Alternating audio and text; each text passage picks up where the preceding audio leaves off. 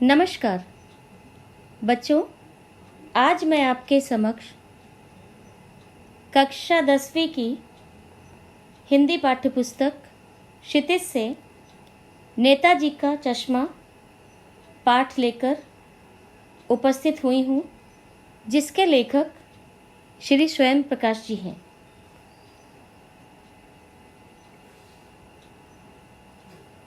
तो बच्चों, पाठ पढ़ने से पहले हम लेखक स्वयं प्रकाश जी के बारे में संक्षिप्त में जानकारी प्राप्त करेंगे। इनका जन्म 20 जनवरी 1947 में इंदौर मध्य प्रदेश में हुआ और इन्होंने जो है यहाँ पे विधाएं मैंने दिया है कि इन्होंने किन किन विधाओं में जो है अपना योगदान दिया। तो इन्होंने कहानी लिखे, उपन्यास, निबंध, नाटक, रेखाचित्र, संस्मरण आदि अनेक विधाओं में जो है अपना महत्वपूर्ण योगदान हिंदी साहित्य को प्रदान किया।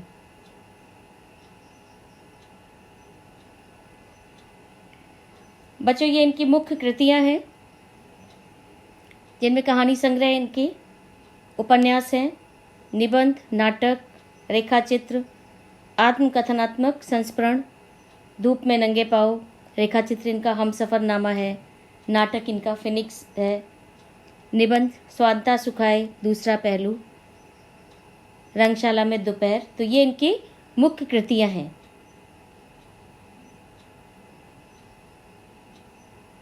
आइए आगे इनके बारे में हम और जानकारी प्राप्त करते हैं। स्वयं प्रकाश आधुनिक हिंदी साहित्य में एक प्रसिद्ध नाम है। स्वयं प्रकाश जी को प्रेमचंद परंपरा का महत्वपूर्ण लेखक माना जाता है। अब तक इनके 5 उपन्यास और 9 कहानी संग्रह प्रकाशित हो चुके हैं। इनकी कहानियों का अनुवाद रूसी भाषा में भी हो चुका है। स्वयं प्रकाश जी ने अपनी रचनाओं में मध्यम वर्गीय जीवन की समस्याओं, उनकी पीड़ाओं और उनके संघर्षों के विविध पक्षों को पाठकों के सम्मुख उपस्थित किया है। स्वयं प्रकाश की कहानियों में वर्ग शोषण के विरुद्ध चेतना है, तो हमारे सामाजिक जीवन में जाति, संप्रदाय और लिंग के आधार पर हो रहे भेदभाव के खिलाफ प्रतिकार का स्वर भी है। माने इन्होंने इसके विरोध में जो है अपना स्वर उठाया है। इनकी भाषा देखिए बच्चे, ध्यान से देखिएगा। यहाँ पे जो हमने शब्द लिए हैं, आप देखिए आपकी पाठ में जो है ये इन शब्दों का प्रयोग हुआ है। तो उनकी भाषा आम बोलचाल की जो है खड़ी बोली है। खड़ी बोली हिंदी है, जिसमें तत्सम, तद्भव, देशज शब्दों के साथ साथ आगत शब्दों का भी प्रयोग किया। आगत जो बाहर से आए हैं, अंग्रेजी भाषा के, उर्दू फारसी भाषा के। तो देखिए तत्सम, तत्सम कुछ शब्द है विचित्र, लक्षित, संभवतः। देशज में किधर, गिराक, उधर। गिराक माने ग्राहक, ग्राहक के लिए कहा है, आप पाठ पढ़ ही चुके हैं। आगत, idea, frame, real, captain, board, ये सब अंग्रेजी भाषा के शब्द हैं। और मुहावरों का भी प्रयोग है, आंखें भराना, होम कर देना। उन्हें साहित्य अकादमी ने राष्ट्रीय पुस्तक न्यास से छपी बच्चों की पुस्तक प्यारे भाई राम सहाय के लिए बाल साहित्य का अकादमी पुरस्कार दिया था। बाल साहित्य पुरस्कार, बहुभूति सम्मान, राजस्थान साहित्य अकादमी पुरस्कार, वनमाली स्मृति पुरस्कार, सुभद्रा कुमारी चौहान पुरस्कार, पहल पुरस्कार, माने इनको बहुत से सम्मान भी मिले हैं। हिंदी साहित्य में बहुत से पुरस्कार की प्राप्ति हुई है। तो आइए हम देखते हैं पाठ का सार। बच्चों, पाठ आप पढ़ चुके हैं। यहाँ पर जो है पाठ से संबंधित मुख्य बिंदु लेकर मैं उपस्थित हुई हूँ। देखिए, नेताजी का चश्मा पाठ देशभक्ति से ओतप्रोत व्यक्तियों की कहानी है। माने जो देशभक्ति से भरे हों, ओतप्रोत का माने उससे भरे हुए, जिनके अंदर देशभक्ति की भावना हो। इस कहानी के सूत्रधार हालदार साहब हैं। एक बार वह एक स्थान पर नेताजी की पत्थर की मूर्ति पर असली चश्मा देखकर हैरान रह जाते हैं। कैप्टन इस कहानी का मुख्य पात्र है। वह कभी आंदोलनकारियों के साथ आज़ादी पाने के लिए लड़ा नहीं है। युद्ध में भी उसने कभी भाग नहीं लिया, परंतु सही मायने में वह एक सच्चा देशभक्त था। माने उसने कभी भी कोई लड़ाई नहीं की, उसने कोई युद्ध नहीं किया, ना ही उसने कोई आंदोलन किया, लेकिन सही मायने में वो एक सच्चा देशभक्त था और अपने नाम की सार्थकता को सिद्ध करता है। इसमें एक प्रमुख पात्र है कैप्टन चश्मे वाला। देश मात्र सीमाओं से बंधे भूमिखंड का नाम नहीं होता। माने जो देश है वो ऐसा नहीं कि जो केवल सीमा कुछ जो है वो बना दिया गया, एक परिधि, एक सीमा बना दी गई और वही जो है वो भूमिखंड माने धरती का टुकड़ा, उसका नाम नहीं है। देश बनता है अपने लोगों से, सभ्यता से, संस्कृति से, वहाँ के जीव जंतुओं से, नदियों से, पहाड़ों से। जो अपने देश की हर वस्तु से प्रेम करता है, सही माने में वही सच्चा देशभक्त कहलाता है। इस देश में रहते हुए हम देश के प्रति अपने कर्तव्यों को भूल जाते हैं। हमारी जिम्मेदारियां हमारे परिवार और घरों तक सिमट कर रह जाती है। नेताजी का चश्मा पाठ हमें हमारी जिम्मेदारियों को याद दिलाता है, उसका एहसास दिलाता है कि हमारी भी देश के प्रति कोई जिम्मेदारी है। आगे देखिए, नेताजी का चश्मा कहानी में लेखक स्वयं प्रकाश जी बताते हैं कि एक कस्बे में के मुख्य चौराहे पर नेताजी की एक संगमरमर की मूर्ति लगी हुई थी, परंतु उस पे संगमरमर का चश्मा नहीं था। माने मूर्ति थी लेकिन वहाँ पर चश्मा नहीं लगा था। हलदर साहब किसी काम से, हलदर साहब भी बच्चों इस कहानी में एक पात्र हैं, किसी काम से हर 15वें दिन उस कस्बे से गुजरते। वे देखते थे कि हर बार नेताजी की आंखों पर एक नया चश्मा लगा होता है। हर बार जब वो देखते थे कि वहाँ पे हर बार जो है एक चश्मा बदला हुआ, एक नया चश्मा लगा होता था। अब जो है उनसे रहा नहीं गया, उनको बहुत उत्सुकता हुई। एक बार उन्होंने पान वाले से इसके बारे में पूछा तो उसने उन्हें बताया कि वहाँ कैप्टन नाम का एक बूढ़ा लंगड़ा आदमी है, वही नेताजी की मूर्ति को बदल बदल कर चश्मा पहनाता रहता है।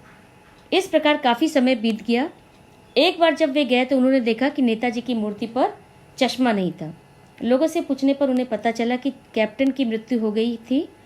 अगली बार जब वे वहाँ गए तो उन्होंने देखा कि उनके चेहरे पर, उनके माने नेताजी के चेहरे पर एक सरकंडे का बना चश्मा लगा हुआ था। सरकंडा बच्चों एक वो होता है, घास होती है, उसकी कलम वगैरह भी बनती है, तो उसके लिए कहा गया है।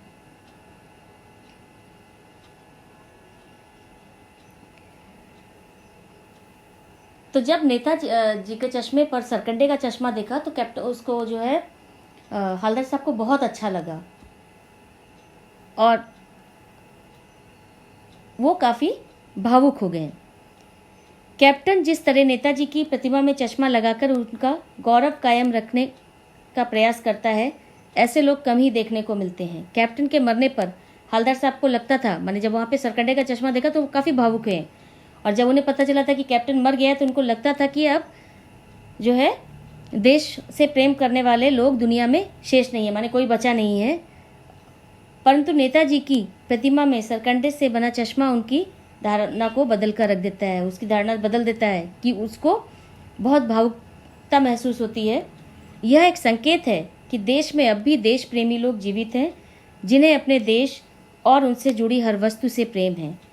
व्यक्ति अपनी तरह से भी देश में योगदान दे सकता है। आवश्यक नहीं है कि वह धनवान हो या फिर जवान हो। माने कहने का अर्थ है कि देश में देशभक्ति, देश की उन्नति में जरूर नहीं है कि बड़े लोग ही अपना योगदान दें, उसमें छोटे से छोटा बच्चा भी जो है अपना योगदान दे सकता है। नेताजी का चश्मा कहानी में कहानीकार स्वयं प्रकाश ने कैप्टन चश्मे वाले के माध्यम से देश के निर्माण में अपने अपने ढंग से योगदान करने वाले गुमनाम नागरिकों के योगदान को रेखांकित किया है। माने ऐसे लोगों को जो है बताया है कि जो देश के लिए जो है अपना उसके निर्माण के लिए अपना योगदान देते हैं, लेकिन वो गुमनाम रहते, लोग उन्हें पहचानते नहीं हैं। नेताजी के चश्मा देशभक्ति की भावना से परिपूर्ण एक कहानी है, जिसमें देश में विकास कार्य को गति देने तथा देश प्रेम की भावना को प्रगाढ़ करने के उद्देश्य से कैप्टन चश्मे वाले के दिखावे से सर्वथा दूर देशभक्ति पूर्ण योगदान को मर्म स्पर्शी तरीके से लिखा गया है। माने कैप्टन चश्मे वाला वो दिखावे की प्रवृत्ति से दूर था। वो ये नहीं जो है जब नेताजी का चश्मा बदलता था तो उसका ये उद्देश्य नहीं था कि लोग उसे पहचाने या उसे जाने।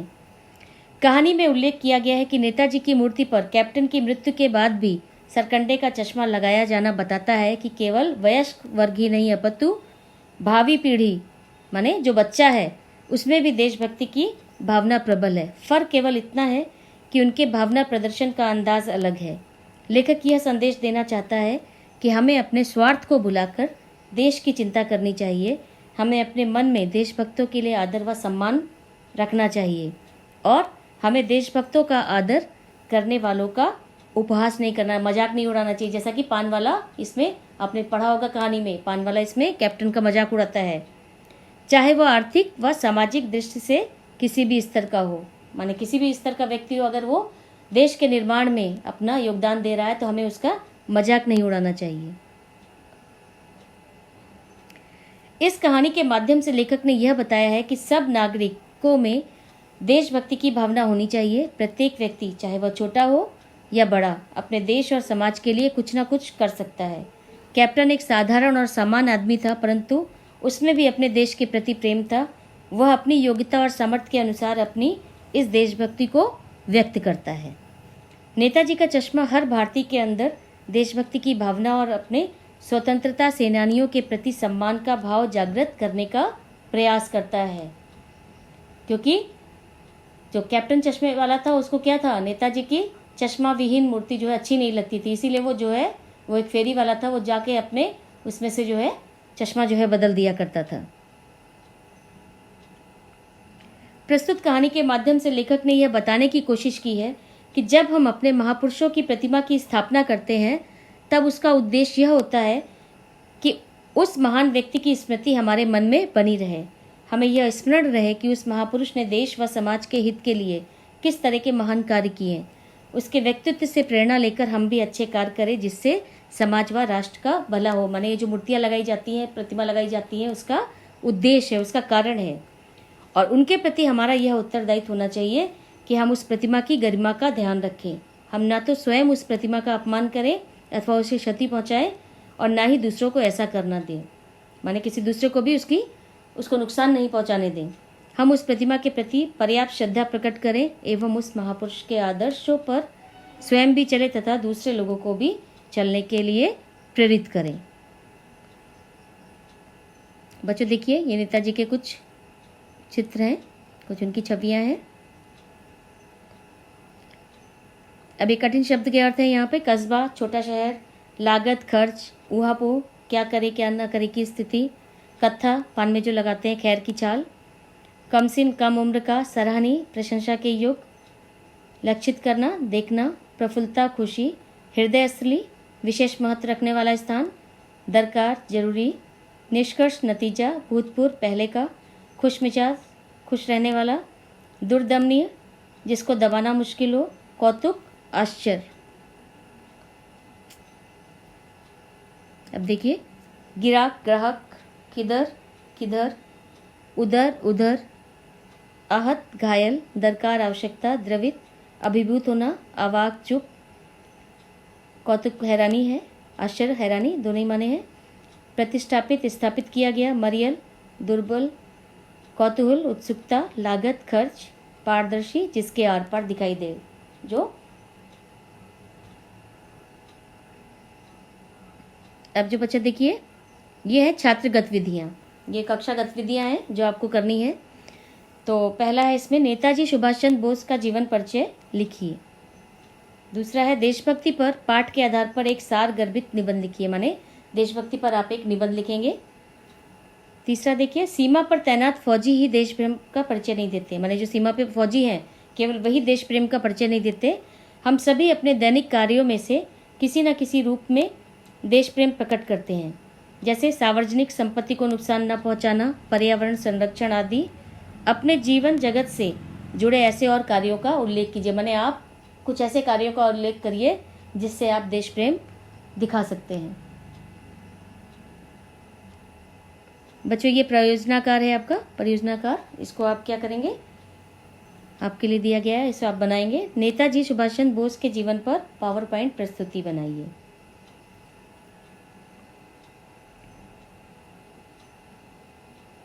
तो ये पाठ जो है यही समाप्त होता है। बच्चों यहाँ पर पाठ काफ़ी लंबा है, इसलिए पाठ से संबंधित जो मूल बिंदु है, मुख्य बिंदु है, उद्देश्य क्या है पाठ का, वो लेकर मैं यहाँ पर उपस्थित हुई हूँ। इसका प्रश्न अभ्यास जो है हम आगे जो है अगले वीडियो में आपको दिखाएंगे। धन्यवाद।